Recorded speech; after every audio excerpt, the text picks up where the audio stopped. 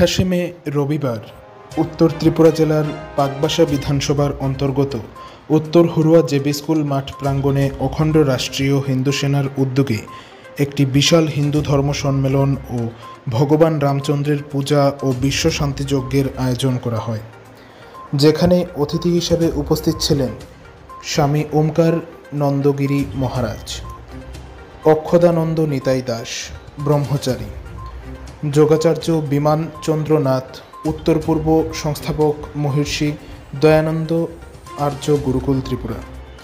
এছাড়াও বিশেষ অতিথি হিসাবে উপস্থিত ছিলেন অখণ্ড রাষ্ট্রীয় হিন্দু সেনার ত্রিপুরা প্রদেশ সভাপতি তথা উত্তর পূর্বাঞ্চলের প্রভারী অভিনাশ কৃষ্ণ দাস সহ অন্যান্যরা। আজকের এই অনুষ্ঠান সম্পর্কে অভিনাশ কৃষ্ণ দাস বলেন, অখণ্ড রাষ্ট্রীয় হিন্দু সেনা সরকারের কাছে এটা প্রশ্ন করে, কেন 100 কোটি হিন্দু থাকার পরে ভারতবর্ষকে হিন্দু রাষ্ট্র করা হয় না?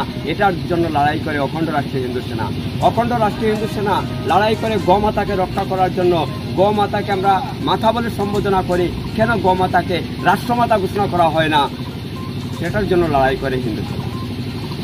আচ্ছা, কে কে উপস্থিত আছে আজকের এই মহান অনুষ্ঠানে? উপস্থিত আছেন আমাদের যে প্রধান অতিথি হিসাবে এই স্বামী ওমকারানন্দ গিরি মহারাজ কুলানন্দগিরি আশ্রম থেকে, এবং উপস্থিত আছেন মহিষীদানন্দ আর্য গুরুকুলের যিনি আচার্য শ্রী বিমানচন্দ্রনাথ মহোদয়, এবং উপস্থিত আছেন আমাদের এখানের বিশিষ্ট সমাজসেবী শ্রী পরিমল দাস মহাশয় এবং আশিস পাল মহাশয়, এবং অন্যান্য আমাদের বিভিন্ন শাখা এবং বিভিন্ন জায়গা থেকে আগত অতিথিবৃন্দ এবং সন্ন্যাসীবৃন্দ, এবং তার সঙ্গে আজকের এই শাখার যিনি এই পূজাটাকে পরিচালনা করছেন ওনার সভাপতি পূর্ণগোপাল শুক্লদাস মহাশয়।